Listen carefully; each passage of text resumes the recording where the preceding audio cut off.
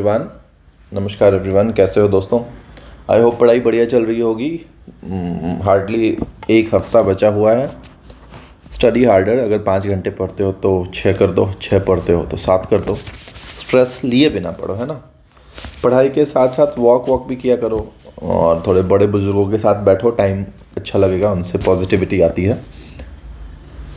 Let's start. CBC का अगला lecture है। 5 सवाल हैं, बस सिर्फ 5 सवाल हैं, but trust me at the end of the video तुमको लगेगा कि 100-150 सवाल तुमने कर लिए हैं। ठीक है। So the question is arrange the following governor general / viceroys in chronological order. Lord Dalhousie, मतलब जो भी गवर्नर जनरल या वाइसराय का नाम दिया है, इनको क्रोनोलॉजी में अरेंज करिए। पहले कौन आया था, उसके बाद कौन आया था, उसके बाद कौन आया था, उसके बाद कौन आया था, इस तरह से। Lord Dalhousie, Lord Canning, Lord Lawrence, Lord Mayo, सारे इंपॉर्टेंट गवर्नर जनरल्स हैं जिनके बारे में आपको जानना चाहिए। So let's see. Lord Dalhousie was somewhere around 48 to 56। I hope इतना आपको पता होगा। Lord Canning was somewhere around 1856। Time उतना इंपॉर्टेंट नहीं है दोस्त, बट आपको क्रोनोलॉजी पता होना चाहिए कौन कैसे आया था। This fellow was 64 to 69 and this was 69 to 72. So answer will be 1 2 3 4। लेकिन सिर्फ ये करके हमको ख़त्म नहीं करना है, हमको हर किसी के बारे में इंपॉर्टेंट फैक्ट्स जानने हैं। For example Lord Dalhousie, let's start with this guy. 1848 से 56 तक ये इंसान था। दिस पर्सन, अगर मैं पूछूं ये इंसान को किसने अपॉइंट किया था, ईस्ट इंडिया कंपनी ने या क्वीन विक्टोरिया ने, तो आपको पता चलेगा कि ये 1857 की कहानी है। बेटरमेंट ऑफ इंडिया एक्ट 1858 के पहले की कहानी है। तो ये सारे इंसान कंपनी के द्वारा अपॉइंट किए जाते थे, तो इसको अपॉइंट किया था ईस्ट इंडिया कंपनी ने, नॉट क्वीन विक्टोरिया ने। ठीक हो गई बात। इस इंसान को जाना जाता है डॉक्ट्रिन ऑफ लैप्स के लिए। इस इंसान को जाना जाता है, लैप्स की स्पेलिंग चेक कर लो, चार्ल्स वुड एक्ट के लिए। इस इंसान को जाना जाता है फर्स्ट रेलवे लाइन बिछाने के लिए। कहां से? Bombay to Thane.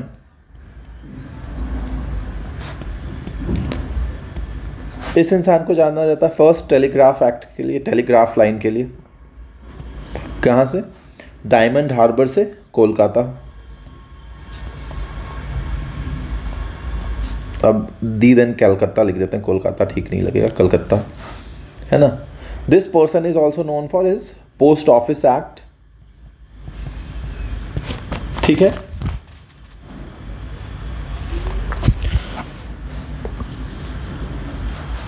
Engineering work at Roorkee.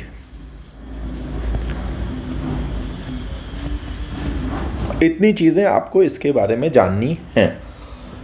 अब आप कहोगे सर आप हिंदू विडो रिमैरेज एक्ट तो बता ही नहीं रहे हैं। तो हिंदू विडो रिमैरेज एक्ट आप जब डिटेल में पढ़ेंगे तो शायद ऐसा है कि वो पास इसके बाद हुआ था। इंट्रोड्यूस शायद इनके टाइम में हो गया हो, बट पास इसके बाद हुआ था। ठीक हो गई बातें इतनी। अब लॉर्ड कैनिंग के बारे में अपन थोड़ा सा पढ़ लेते हैं। अब लॉर्ड कैनिंग का जो टाइम पीरियड आप देखेंगे, विच इज़ 1856 to 62, राइट। तो he will be the first person who will be appointed by Queen Victoria. Is this clear? इस भाई साहब ने विड्रॉ कर लिया डॉक्ट्रिन ऑफ लैप्स को।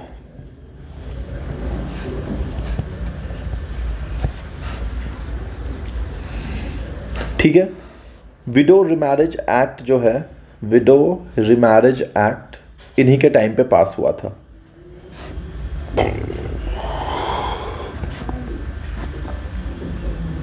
ठीक है।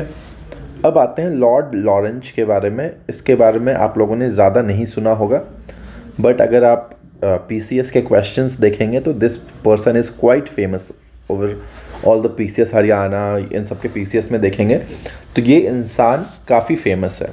ऑब्वियसली इसको भी कौन अपॉइंट करेगा? क्वीन विक्टोरिया अपॉइंट करेंगी। 3 चीज़ें अपन इसके बारे में जानेंगे, इससे ज़्यादा हमको नहीं पढ़ना है, सिर्फ 3 चीज़ जानेंगे। ये भाई साहब ने शिमला को समर कैपिटल बनाया था। शिमला को समर कैपिटल बनाया था। इसको सेवियर ऑफ पंजाब कहते हैं। Saviour of Punjab. इस भाई साहब ने इंडियन फॉरेस्ट डिपार्टमेंट की स्थापना की। Created Indian forest department. इससे ज़्यादा हमको नहीं पढ़ना है। अब सेवियर ऑफ पंजाब क्यों कहते हैं ये सब मत जानो। He introduced various reforms and became the member of Punjab board of administrative after second Sikh war. ठीक है। और for his developmental activities which he initiated in Punjab. Railway line setup करा अम्बाला से दिल्ली तक। Not important. Important is this fellow is known as saviour of Punjab. This fellow Shimla को summer capital. इस इंसान ने इंडियन फॉरेस्ट डिपार्टमेंट। अब आते हैं भाई साहब एक इम्पॉर्टेंट इंसान Lord Mayo. Lord Mayo 69 to 72। First census, जब निखिल भाई सेंसस पढ़ाते हैं तो वो यहीं से शुरुआत करते हैं 1871। इस इंसान ने ऑर्गेनाइज करा statistical survey of India. Statistical survey of India. सबसे इम्पॉर्टेंट चीज़ जो इस इंसान के बारे में है, very important, most important thing, he is the only viceroy who got murdered in India. Only viceroy who was murdered. कहाँ पे मर्डर्ड? अंडमान में।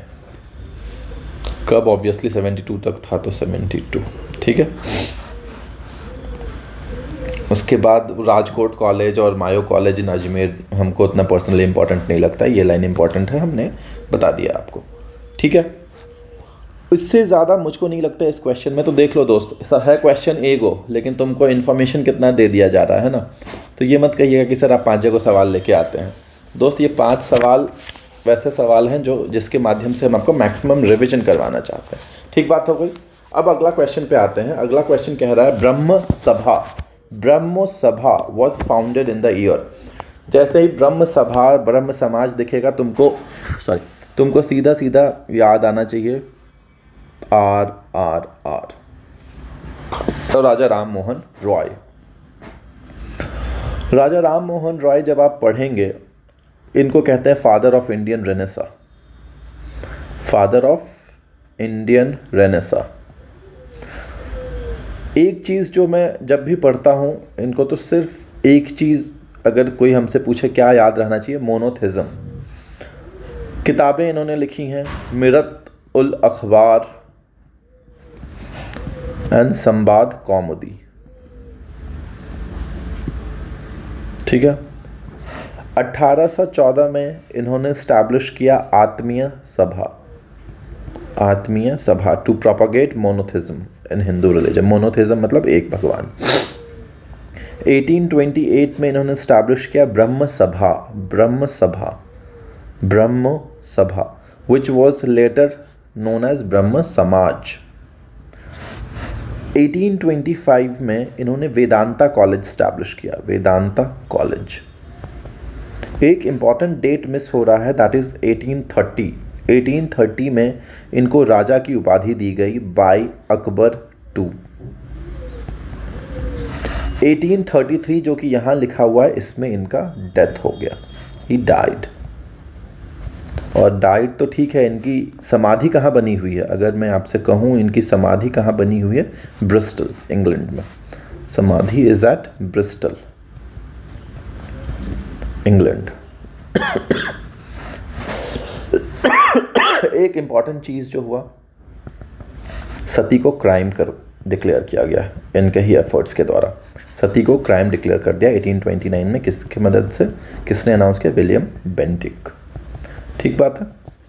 तो कम से कम इतनी सारी चीज़ें आपको जाननी चाहिए। अब आप देखो, राजा राम मोहन रॉय 1814। सबसे पहले अगर राजा राम मोहन रॉय की बात करोगे, 1814 क्या हुआ था? आत्मीय सभा। 14 दूनी 28, 1828 ब्रह्म समाज। 29 सती क्राइम। 30 राजा की उपाधि। 33 डेथ। कहाँ पे? ब्रिस्टल पे उनकी समाधि है। ठीक है। और कोई ईयर मिसिंग है, 25 एक मिस हो गया। 25 उतना इंपॉर्टेंट है भी नहीं दोस्त। 14 दूनी 28, 29, 30, 33, खत्म हो गई बात। अगला सवाल पढ़ते हैं। अगला सवाल है, doctor Saifuddin Kitchlew and doctor Satyapal Malik were associated with. बहुत आसान सवाल है कि ये दोनों किससे एसोसिएटेड थे, ये सभी को पता होगा। They were associated with Jallianwala Bagh massacre. I hope कि ये तो आपको पता होगा ही होगा, ठीक है। तो सैफुद्दीन किचलू और सत्यपाल मलिक को क्या कर लिया गया था, अरेस्ट कर लिया गया था जालियांवाला बाग इंसिडेंट से पहले।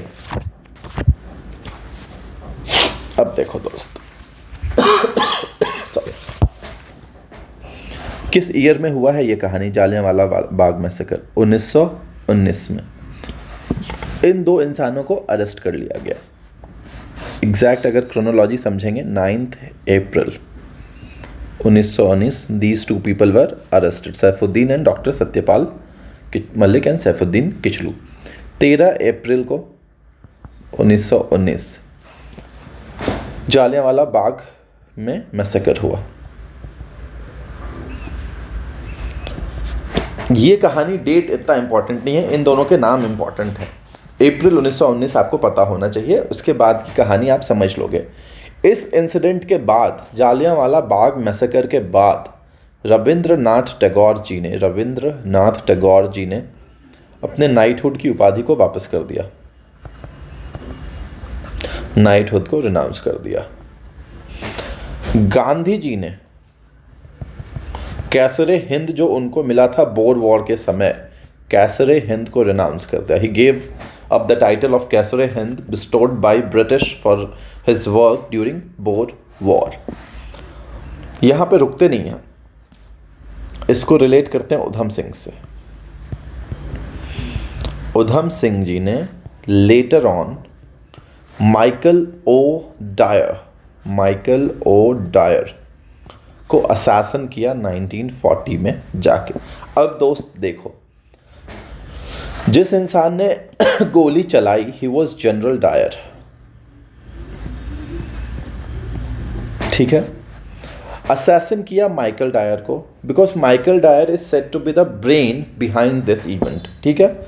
ये दो इंसान अलग हैं। जो आप जनरल डायर पढ़ते हो, he is different than this fellow Michael Dyer.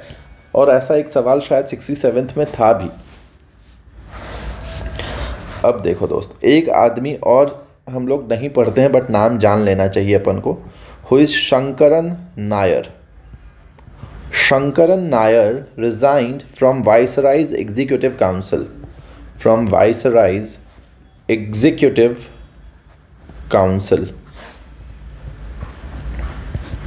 as a protest against Jallianwala Massacre. Jallianwala Bagh massacre, ठीक हो गई बात। अब देखो दोस्त, इसमें और कुछ इंपॉर्टेंट है। ये तो करंट अफेयर्स का क्वेश्चन था पिछली बार। काकोरी कांड को उन्होंने काकोरी एक्शन बोल दिया इन्होंने। चौरी चौरा इंसिडेंट आपको पता है कब हुआ है, जब अपना नॉन कॉपरेशन मूवमेंट चल रहा था, और इस इवेंट के बाद गांधी जी ने विड्रॉ कर लिया। चौरी चौरा इंसिडेंट के बाद कब हुआ था? फरवरी में हुआ था, if I am not wrong, 5 फरवरी 1922। एक इम्पॉर्टेंट चीज़ है दोस्त जिसके बारे में हम आपसे चर्चा करना चाहेंगे, all India Trade Union Congress. Congress लिखना हम भूल गए हैं, उसके लिए हमको माफ़ी दीजिए। All India Trade Union Congress जगह है हमारे पास नहीं है, कोई बात नहीं, ऊपर है। यहाँ कहानी करते हैं All India Trade Union Congress की, ठीक है। All India Trade Union Congress ये कब फाउंड किया गया? This was founded in 1920।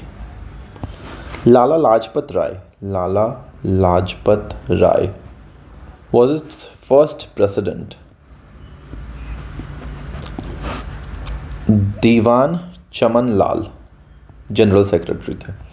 अब आप हमको इनका नाम बताइए कि इनको आपने और कहाँ पढ़ा है इस इंसान को। दीवान चमन लाल was its first general secretary. ये आपको लगेगा बहुत अननोन सा फैक्ट है, कुछ बच्चों ने पढ़ा भी होगा, कुछ को नहीं पढ़ा होगा। अभी हम एक और नाम लेते हैं, फिर आपको मज़ा आ जाएगा। दीन बंधु Andrews was the president of All India Trade Union Congress from 1925 to 1927। All India Trade Union Congress में आपको इतना ही जानना है। अगर आपसे पूछे people associated with All India Trade Union Congress, Lala Lajpat Rai, Diwan Chaman Lal, Dinabandhu Andrews. Comment down करिए दीवान चमन लाल जी के बारे में आपने और कहाँ से जानकारी प्राप्त करी है। You must have read this name anywhere in the modern history का लेक्चर जब आप पढ़ते हो तो आपको इस नाम का जिक्र और कहीं ना कहीं ज़रूर हुआ है, वो आप हमको बताएंगे। नहीं बताएंगे तो हम भी आपको कुछ कुछ चीज़ नहीं बताएंगे, ठीक है। नहीं, इससे पहले मेरे को ज़्यादा इंटरेस्ट है दोस्त इसमें बताने, इसमें जगह है मेरे पास, ठीक है। कह रहा oaths and affirmation of president, vice president and governors are mentioned in the schedule dash किस शेड्यूल ऑफ कॉन्स्टिट्यूशन में ये मेंशन किया गया है। तो टोटल 12 शेड्यूल होते हैं दोस्त, मेरा इंटेंशन तुमको शेड्यूल्स रटवा देना है। 12 शेड्यूल हैं कॉन्स्टिट्यूशन में। शेड्यूल 1 क्या कहता है? शेड्यूल 1 कहता है दोस्त list of states and duties of India. Schedule 2 कहता है salaries and allowances, salaries and allowances of president, speaker, deputy speaker, इन सब की बात करता है। शेड्यूल 3 कहता है दोस्त oath and affirmation, oath and affirmation of MPs, MLAs, इनका चर्चा करता है। शेड्यूल 4 कहता है दोस्त allocation of seats in council of states in Rajya Sabha, ठीक है। राज्यसभा में कौन से स्टेट का कितना सीट होगा ये बताता है। शेड्यूल 5 बताता है जब आप पंचायती राज पढ़ते हैं तो पैसा स्टेट्स के बारे में बताता है। शेड्यूल 6 बताता है 4 अलग स्टेट्स का तो जिक्र है, पैसा स्टेट्स हमने अगर कभी पढ़ाया होगा तो ऐसे ए बना के आपको याद करवाया होगा। उन सारे 9 स्टेट्स हैं शायद, 1 2 3 4 5 6 7 8 9, 9 स्टेट्स हैं, 9 स्टेट्स की चर्चा करता है। अगर नहीं पढ़ा है तो बताना, हम इसको वापस से बताएंगे। This states are known as MAMT। Schedule 7 चर्चा करता है 3 लिस्ट्स की, कंकरेंट लिस्ट, स्टेट लिस्ट और सेंट्रल लिस्ट। शेड्यूल 8 चर्चा करता है लैंग्वेजेस की, जिसमें ओरिजिनली पहले 14 लैंग्वेज थे और अब जाके आई गेस 22 लैंग्वेज हो गए, if I am not wrong. Schedule 9 चर्चा किसकी करता है मेरे दोस्त? शेड्यूल 9 चर्चा करता है एक ब्लैक बॉक्स की। वो ब्लैक बॉक्स है जिसको जुडिशरी भी टच नहीं कर सकता। मतलब क्या हुआ दोस्त कि अगर if any act, rule or regulation which violates any fundamental right but is kept under schedule 9 then it will not be invalid even if there is an adverse judicial pronouncement। मतलब कोई एक्ट है, ऐसा rule है, regulation है जो कि fundamental right को तो वायलेट कर देता है लेकिन शेड्यूल 9 में रखा हुआ है तो जुडिशरी उसको टच नहीं कर सकता मेरे दोस्त। शेड्यूल 10 आपको पता है एंटी डिफेक्शन लॉ, ऑब्वियसली पता होगा। 11 और 12 अगर पंचायती राज पढ़ रहे हो और नहीं पता है तो बहुत दुखद है मेरे दोस्त। 11 और शेड्यूल 12 आपको पता होगा। 11 और 12 में क्या है? Subjects and powers and authorities, जो कि पंचायत में दिए गए हैं, जिसमें 29 सब्जेक्ट्स हैं और ये डील करता है म्यूनिसिपैलिटीज़ के सब्जेक्ट्स के साथ, जिसमें 18 सब्जेक्ट्स हैं। तो 12 शेड्यूल की कहानी हमने आपसे कह तो ली। इतना कहने के बाद आपको लग रहा होगा इसका आंसर हो जाएगा शेड्यूल 3, लेकिन नहीं दोस्त, ऐसा नहीं है। इसका आंसर है ई, नन, क्योंकि ये डील करता है oath and affirmation of MPs, MLAs के साथ। एमएलएज क्या? Oath and affirmation of president, vice president and governors are explicitly mentioned in the articles corresponding, जो उनके आर्टिकल्स हैं उसमें मेंशन है, शेड्यूल में मेंशन नहीं है दोस्त। शेड्यूल में तो एक जनरल सा टर्म दे दिया है उसने कि ये लो एमपी जो आएगा उसका ओथ एंड अफर्मेशन इसका लेगा। ओथ किसके नाम पे लेगा? In the name of God. Affirmation to his self concerns. ठीक है, इतना ज़्यादा नहीं जानना है, लेट्स कीप इट हियर। तो आपको इस सवाल का एम था आपको 12 के 12 शेड्यूल्स याद करवाना। शेड्यूल 1 क्या कहता है? List of states and duties. Schedule 2 कहता है salary and allowances of MP. Schedule 3 कहता है oath and affirmation of MPs, MLAs. Schedule 4 कहता है कि स्टेट को कितना सीट मिलेगा राज्यसभा में। शेड्यूल 5 कहता है पैसा स्टेट्स के बारे में, जिसमें 9 स्टेट्स का जिक्र है। शेड्यूल 6 कहता है एडिशनल 4 स्टेट्स के बारे में, जिसको हम MAMT की शॉर्ट में कहते हैं। शेड्यूल 7 कहता है 3 लिस्ट के बारे में, concurrent list, state list, central list. Schedule 8 कहता है लैंग्वेजेस के बारे में, जिसमें पहले ओरिजिनली 14 लैंग्वेजेस थी, फिर इवेंचुअली 22 लैंग्वेजेस हो गई। शेड्यूल 9 कहता है एक ब्लैक बॉक्स है जिसको जुडिशरी टच नहीं करता है, even though if any act is kept in that black box which violates fundamental rights, even then judiciary cannot touch it. इसकी बहुत कहानी है कि एक डेट दिया है केशवानंद भारती जजमेंट में कि इस डेट से पहले होना चाहिए। Let's not get into that depth. Schedule 10 जिक्र करता है एंटी डिफेक्शन लॉ का। शेड्यूल 11 कहता है पंचायती राज, जिसमें 29 सब्जेक्ट्स पे आपको पावर दी गई है पंचायत को कि वो सब्जेक्ट पे डील कर सकते हैं, रूल बना सकते हैं। शेड्यूल 12 कहता है म्यूनिसिपैलिटीज़ के पास जो पावर। ठीक हो गई बात, इतनी बात ठीक है। अब हम जल्दी से 20 मिनट हो गया, 20 मिनट को हम वायलेट नहीं करना चाहते थे दोस्त, कोई बात नहीं। अब अगला चीज़ आता है, कहता है adult suffrage is explicitly laid down under article. Adult suffrage किस आर्टिकल में एक्सप्लिसिटली लेड डाउन है? 324 किसका जिक्र करता है? कुछ हमको बताने की ज़रूरत है क्या? इलेक्शन कमीशन ऑफ इंडिया का। 325 if I am not wrong is talks about universal suffrage. 326 talks about adult suffrage.